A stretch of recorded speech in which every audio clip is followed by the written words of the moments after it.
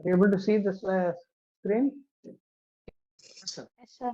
Okay, so this is the slide I wanted to show you for the earlier answer. I'll show you the Shobika's presentation answer little later. So, evaluation of autonomic neuropathy conditions. First of all, you must have some preconditions before doing the evaluation. I think Sagar has to include that in his answer. So multiple factors influence autonomic function: the body position, emotional state, ingested food, medicines and other substances. So patients should be advised to withhold caffeine and nicotine for at least 3 to 4 hours before testing, and alcohol for 8 hours, and all the drugs which affect the autonomic system should be stopped for 24 to 48 hours, and anticholinergics for 48 hours. And directly before testing, the patient should be laid down or seated for about 30 minutes in a quiet room with neutral temperature and humidity. These are all the prerequisites before doing a autonomic objective evaluation. So, as I told you, you can classify the answer into clinical findings, history taking, and clinical evidences of autonomic neuropathy, and objective lab-based tests. And I am just describing here all the tests for assessing the autonomic function. So traditionally, batteries of autonomic tests have been introduced, and they are called Ewing criteria, or Ewing battery being most popular. And that includes the analysis of heart rate variation during deep breathing, and lying to standing position, changing the blood pressure, standardized Valsalva maneuver, analysis of blood pressure variation on standing, and sustained hand grip. And new techniques which are included are microneurography, which is also included as a diagnostic tool.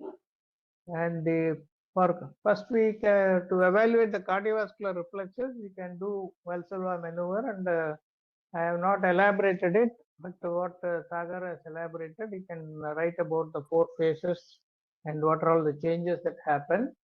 Then the changes in ECG due to deep breathing, then isometric hand grip test and cold pressure test, and active standing orthostatic test, and head up tilt test. All these are various methods of demonstrating cardiac or diabetic autonomic neuropathy affecting the cardiovascular system.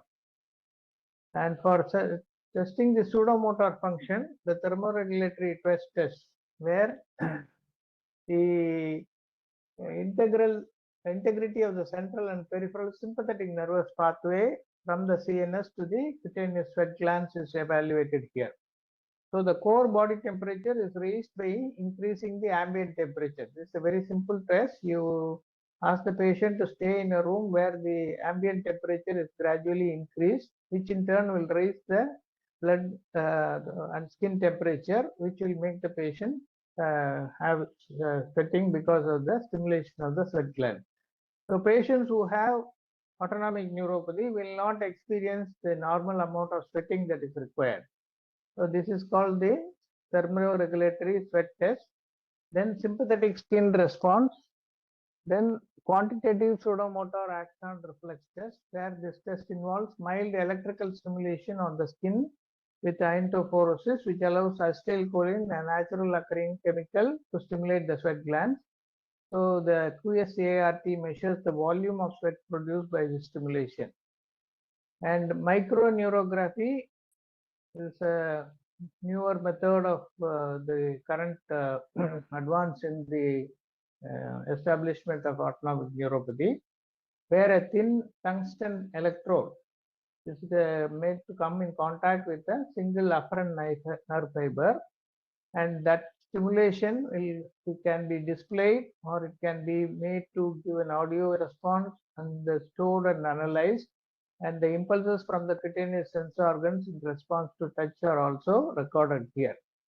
And in this system, a method is used using a metal microelectrode to investigate directly the identified neural traffic, myelinated as well as unmyelinated efferent and afferent nerve fibers, because you can individually test the nerves using this method. this is becoming more popular, leading to the muscle as well as skin human peripheral nerves in situ. So we can not only assess the autonomic, but we can also assess the sensory and motor components which are affected by this diabetic neuropathy. Then the other current test is the noradrenaline spillover test, where the stimulation of the sympathetic nerve firing leads to overflow of noradrenaline into the venous drainage of the organ, and this experimental justification for measurement of noradrenaline in plasma as a biochemical measure of sympathetic nervous function. So these two tests are becoming more popular. These are the recent ones which are added to the autonomic nervous system. So to all the other points that Sagar has described in his answer, you can use these two also for your additional answering in the examination. Now, with regard to the blood components,